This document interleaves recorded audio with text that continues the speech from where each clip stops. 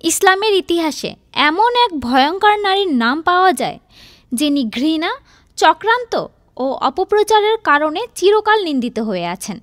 এমনকি তার পাপের জন্য ইবলিশও তাকে সমীহ করত।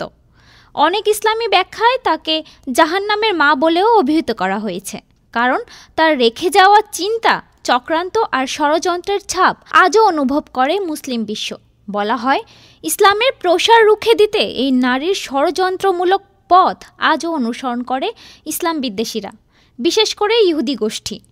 ইসলাম ধ্বংসের বহু পরিকল্পনার জন্ম হয় তার হাতে, আর এসব পাপাচারের কারণে তিনি হয়ে ওঠেন ইতিহাসের সবচেয়ে নিন্দিত নারীর একজন।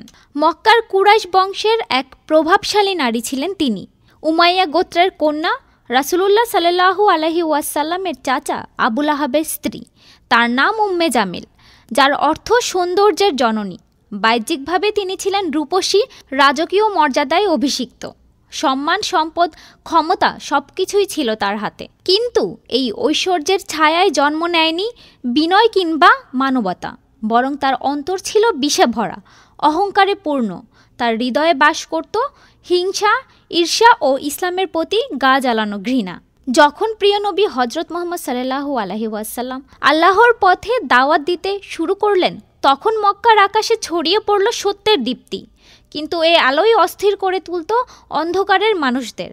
তাদের একজন আবুল আহাবের স্ত্রী উম্মে জামিল। তিনি ছিলেন সেই বিষাক্ত বাতাস যা ইসলামের যাত্রাপথে। উম্মে জামিল নিজে গুজব ছড়াতেন রাসূলুল্লাহ সাল্লাল্লাহু আলাইহি ওয়াসাল্লামের বিরুদ্ধে। এমনকি খাদিজা রাদিয়াল্লাহু আনহু এর মতো মহিয়সী নারীও বাদ যাননি তার অপবাদ থেকে। তার শত্রুতা শুধু কথায় সীমাবদ্ধ ছিল না, কারি কারি অর্থ ব্যয় করতেন ইসলামের বিরুদ্ধে প্রচারণায়। সাহাবীদের ভয়ভীতি দেখাতেন, অর্থের প্রলোভনও দিতেন। সব ষড়যন্ত্রে ব্যর্থ হয়ে উম্মে জামিল একবার রাসূলুল্লাহ সাল্লাল্লাহু আলাইহি ওয়াসাল্লামকে সরাসরি হত্যা করার ছক আঁকেন। তার সঙ্গী হয় স্বামী আবুল আহাব। এই ভয়াবহ পাপ ও শত্রুতার জবাব আল্লাহ নিজেই দিয়ে দিয়েছেন পবিত্র কোরআনে। সূরা আল-লাহাবে আল্লাহ বললেন, তারা আগুনে পুড়বে এবং উম্মে জামিল গলায় পাকানো দড়ি নিয়ে কাঠ বহন করবে। সূরা লাহাব কেবল একটি ঐতিহাসিক ঘটনার বর্ণনাই নয়, এটি দুনিয়ার সব যুগের কাফেরদের জন্য একটি চিরন্তন সতর্কবার্তা। যারা রাসূল সাল্লাল্লাহু আলাইহি ওয়াসাল্লাম এবং ইসলামের ক্ষতি সাধনে সচেষ্ট হবে, তাদের জন্য আবুল আহাব ও তার স্ত্রীর পরিণামই এক জীবন্ত উদাহরণ।